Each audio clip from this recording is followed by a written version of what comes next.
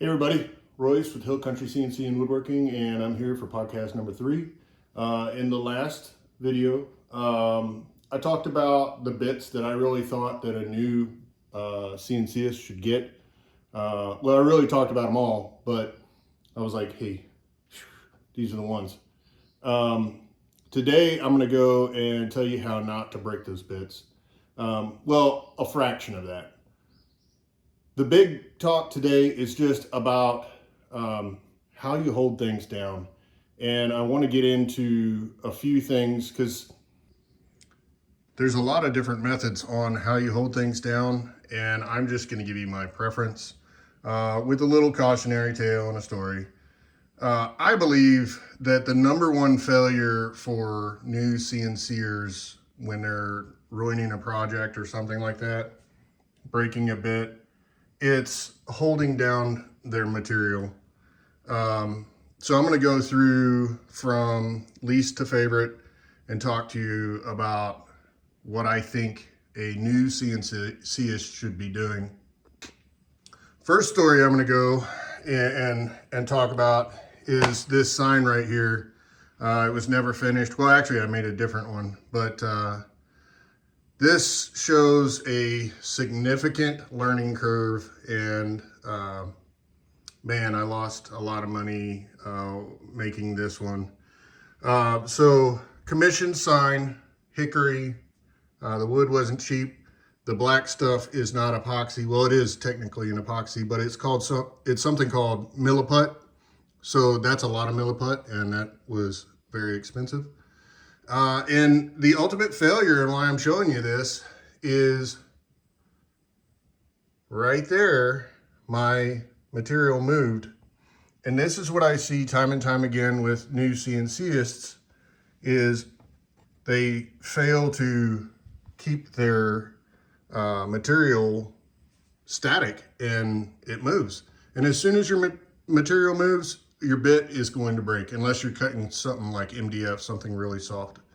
So we can start now and just get rid of that problem to begin with by talking about the best and the worst of holding stuff down.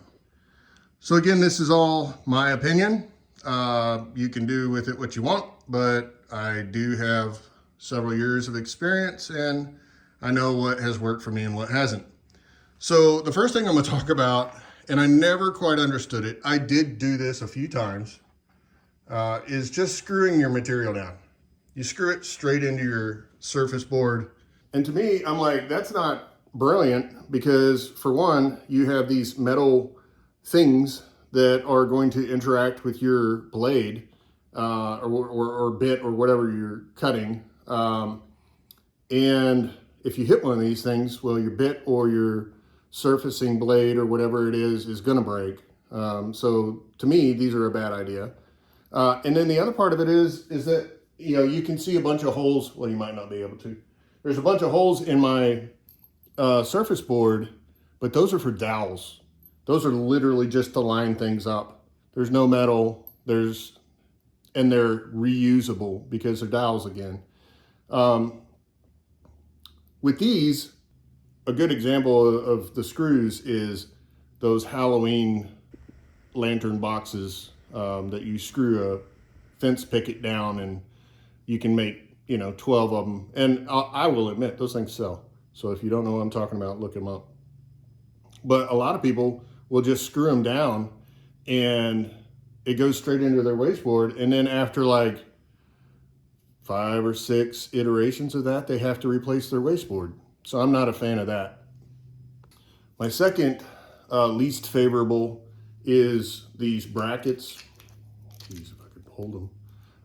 So this is a really great bracket, and I'll link it below if I can find the link. But I've gone through tons of these things. This is a different version, different maker. And, if you don't find the right ones, the stuff doesn't last. You have to get these tight or your material is going to move. And if you get them tight, they're just plastic from 3D printing, so they break. And of course, that means that your system's going to fail I will say that with the T-Track, if you find these, and I'll try to find them for you. Pwn CNC used to sell them. I don't see them on there anymore. But I'll find these and link them down below. These things are awesome. If you can find, like I said, the right clamp and these, then you're golden. If you find these, which are sold at Woodcraft, these things will not last very long at all on a CNC machine. And you have metal. Metal bit, no work. So that's my second least favorite. Third, and I'm gonna get some slack for this, or flack or whatever, the X-Fasten tape. Let's see if you can see it there. This stuff is kind of golden. So I'm telling you something and you're like, you just said it's golden, but it's not good. What are you saying?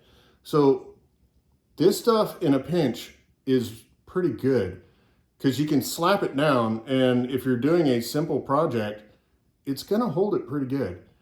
But if you're cutting anything that has really small dimensions, like let's talk about an inlay has to be perfect.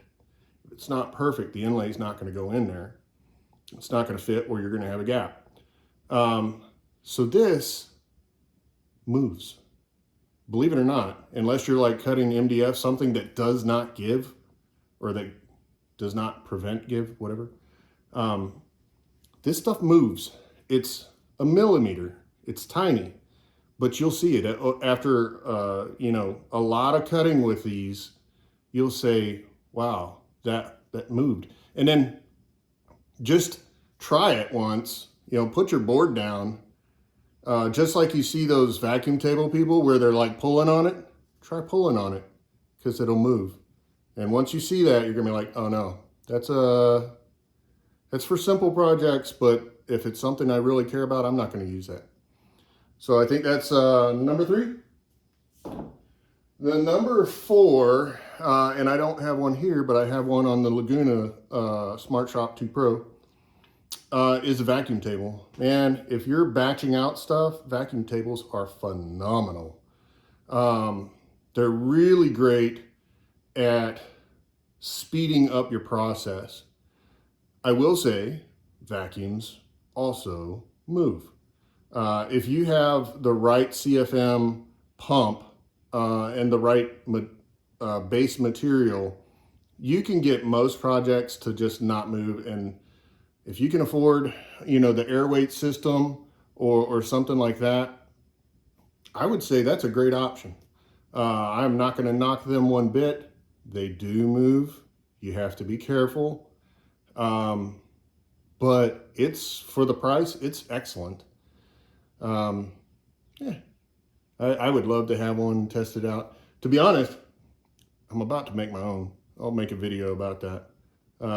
I realized that over on the side here, I have the material to make one. So, and I have the pump and I have everything needed. So I'm just gonna try making a vacuum table one of these days, and I'll post that and give the plans away and all that stuff. So what I have come to use here, specifically on, we'll call it my home garage setup, is the CA glue and blue tape, which I guess, there, more accurate depiction. You have the accelerator there too. So with the CA glue and the blue tape and the accelerator, I have found that my projects don't move, and I'm able to do some of the very fine details that I'm looking for. With the CA glue, it is kind of an expense. But if you plan it into your project, then, you know, it'll be covered. If you're selling something, if you plan in that expense, it's cost covered. But, you know, the screws are too. So is the X-Fasten, so are the brackets. The brackets actually get really expensive quick. And then the vacuum table, one can argue, that once the initial purchase is made, your expenses are going to be pretty low, because you're just going to have your little surface board and then possibly gaskets or the gasket top material. I don't know. They all suck up some money, but the big concern I think you should focus on if you're a new CNCer is find something that doesn't move.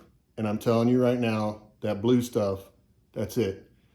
You use the CA glue, and I'll link right there. I'll link a video of how I do it. It just works, you know? It doesn't move. So you can cut hickory, which is super hard, and your material's not going to move. And if I had done that to begin with, if I had known that trick, because I thought all these other tricks were cool, and I think when I messed this up, I was using the clamps. I was using these things, and they failed. If I had known that, that project would have been perfect, and man, that would have saved tremendous headache. But okay, so as with my other podcasts, I enjoy talking to the CNC community. So tell me what you think is the best. I know I'm going to get some heat on this one. Let me know and we'll have a conversation about it.